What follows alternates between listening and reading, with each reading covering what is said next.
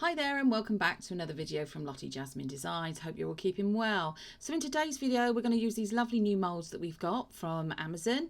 Dragonflies, butterflies, really looking beautiful, and we're going to brush the molds with layers of colour that we're going to use these mica powders to do. A little bit difficult to do, and we have got you this particular bit of the process on a time lapse, so I won't be talking for that. It'll just be watching with a bit of background music. Feel free to fast forward through those bits if you don't want to watch that particular section.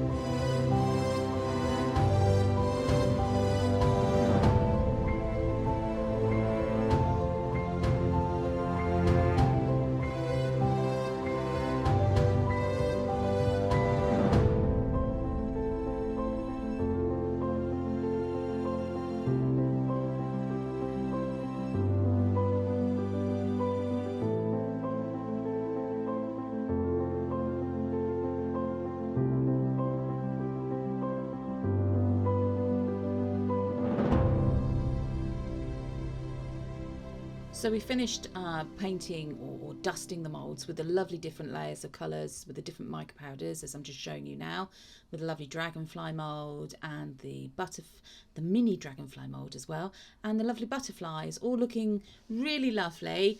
The filigree one I actually do off camera, or in fact I think I'm going to use different coloured resins. So the resin we're going to use here of choice, and I wish I'd thought ahead properly about this, is UV resin, which I know you're probably shouting at the video saying, no, don't use that, that's completely the wrong resin to use. But, you know, like I said, we are learning from our mistakes, and practice does in fact make perfect. So, well, you'll see how these turn out when you see the finished article. But here what I've got is 3 mini jugs, or mini little mixing cups, and I'm just adding some lovely mica colours. And then there we go, there's the lovely UV resin from J Diction. It's a great resin, it's a great UV resin. Not great for using for what I'm about to do, but never mind. The future me now knows not to use it with this particular type of mould because the UV light can't penetrate through it enough to cure the resin fully. So there's a little bit of a spoiler as to possibly what you're going to see coming up. So here we go. So we're just adding it. We've added the colour, the mica powders, adding the UV resin, giving it a good old squidge of the bottle to get it to come out. And then, yeah, we're just going to use a mini popsicle stick or coffee stir stick, and whisking it in mixing it all up thoroughly. This has been sped up. I don't normally whisk and stir things that quickly. But yeah, so there we go. Colours, that colour is just beautiful. You could, I mean, I could get completely lost in some of these colours when they're incorporated into the resin. They're just, I mean, that looks like liquid sunshine or liquid gold to me. The real deep, rich gold colours that you can get. And there we go, the end one, the beautiful, beautiful pale Mediterranean blue, I think I'd call that if I was naming it a colour. Mediterranean blue. So here we are, the small dragonfly mould, and we're just going to very carefully pour the tiniest amounts of resin in off of the stick, and they're just persuading it to go into the moulds where it needs to go. This resin was quite thick for this little mould, and there was a lot of detail in the mould. It's just using a little micro brush there, micro tipped brush, and in fact it might be a micro brush without the brush bit on the end, so it's just literally the little plastic tip. So I'm just persuading the resin to go into all the little details in the mould, make sure it all picks it up. Here we go, lovely golden butterflies, look beautiful, remind me of summer and spring and maybe a little bit of autumn, but absolutely gorgeous colour. Would be very nice as Christmas decorations that you could hang from a tree or put in garlands for Christmas time. And yes, I know it's only August and Christmas is in December, but it's never too early to think about these things. Never too early to. And if you're a busy crafter like we are, or crafters like we are, then it's never too early to start thinking about these things. So again, just going around the edges of the moulds, encouraging any of the air bubbles just to come up to the surface. So here we go. Yeah, it looks like I didn't actually bother with dusting this mould in the end.